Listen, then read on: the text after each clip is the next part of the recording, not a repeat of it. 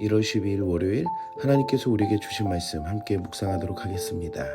성경 창세기 9장 1절부터 17절까지입니다. 하나님이 노아와 그 아들들에게 복을 주시며 그들에게 이르시되 생육하고 번성하여 땅에 충만하라. 땅의 모든 짐승과 공중의 모든 새와 땅에 기는 모든 것과 바다의 모든 물고기가 너희를 두려워하며 너희를 무서워하리니 이것들은 너희의 손에 붙였음이니라. 모든 산 동물은 너희의 먹을 것이 될지라. 채소같이 내가 이것을 다 너희에게 주노라. 그러나 고기를 그 생명되는 피째 먹지 말 것이니라.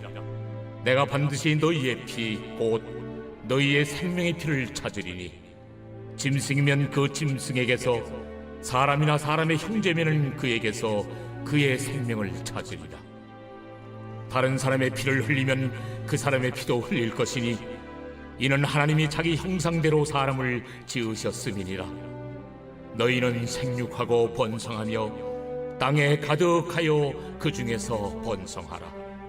하나님이 노아와 그와 함께한 아들들에게 말씀하여 이르시되 내가 내 언약을 너희와 너희 후손과 너희와 함께한 모든 생물 곧 너희와 함께한 새와 가축과 땅의 모든 생물에게 세우리니 방주에서 나온 모든 것 곧 땅의 모든 짐승에게니라.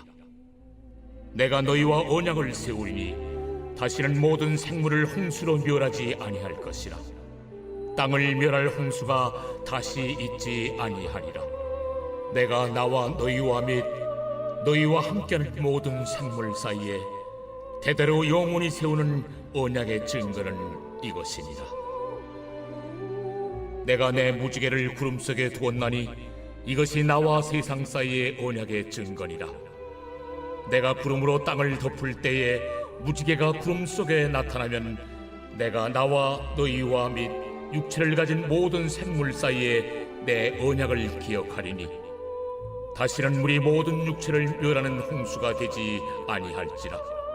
무지개가 구름 사이에 있으리니 내가 보고 나 하나님과 모든 육체를 가진 땅의 모든 생물 사이에 영원한 언약을 기억하리라. 내가 나와 땅에 있는 모든 생물 사이에 세운 언약의 증거가 이것이라. 오늘 본문에서는 홍수 심판 이후 노아의 가족들이 방주에서 내리는 새로운 시대에도 하나님께서는 창조의 때처럼 축복으로 시작됨을 알 수 있습니다. 그래서 새롭게 된 세상에서 하나님께서는 다시 창조 질서와 역할이 회복이 되어 태초의 아담과 하와에게 말하신 것을 다시 이어가게 하십니다. 그것은 생육하고 번성하여 땅에 충만하라는 것입니다. 이 말씀의 반복은 창조 질서를 재확증하고 홍수 이후에도 사람을 향한 하나님의 사랑과 계획이 변함이 없으심을 보여주고 있습니다. 또한 하나님의 축복을 통해 알 수 있는 것은 하나님의 축복 없이 인간의 사명은 이행이 될 수 없고 동시에 책임과 역할을 다할 때에 하나님의 축복이 현실이 될 수 있다는 것을 우리가 알 수 있다는 것입니다. 곧 우리에게 주신 그 하나님의 사랑과 축복에 그 역할을 하지 않는다면 하나님이 주신 놀라운 은혜를 알 수가 없다는 것입니다. 생명을 존중하고 이 땅의 것들을 잘 가꾸며 하나님의 사명에 충실한 사람들만이 누리는 그 놀라운 은혜를 알아야 하는 것입니다. 사랑하는 성도 여러분, 하나님의 축복은 노아의 시대에만 있는 것이 아니라 오늘날 우리의 삶 속에서도 있음을 알아야 합니다. 그리고 말씀 안에 살아가는 그 마음을 통해 하나님의 놀라운 축복이 있음을 알아가는 여러분들이 되시기를 축복합니다.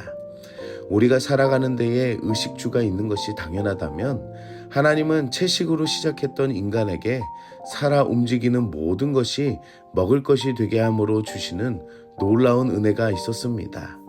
하지만 그 자유와 함께 매우 중요한 한계선이 주어집니다. 그것은 살아있는 모든 것이 먹을 것이 되지만 피째 먹는 행위는 금하시는 것입니다. 이것은 날 것을 먹지 말라는 뜻이 아닙니다.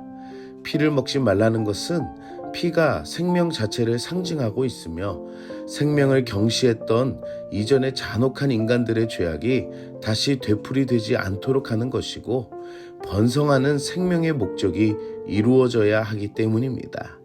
사랑하는 성도 여러분, 하나님이 주신 축복에는 책임과 역할에서 순종해야 함을 알 수 있듯이 당연시 여기는 것들에도 지켜야 하는 의미들을 생각하며 살아가는 여러분들이 되시기를 축복합니다. 하나님께서는 홍수의 심판 이후에 언약을 맺으셔서 다시는 물로 심판하지 않으시겠다고 언급하십니다.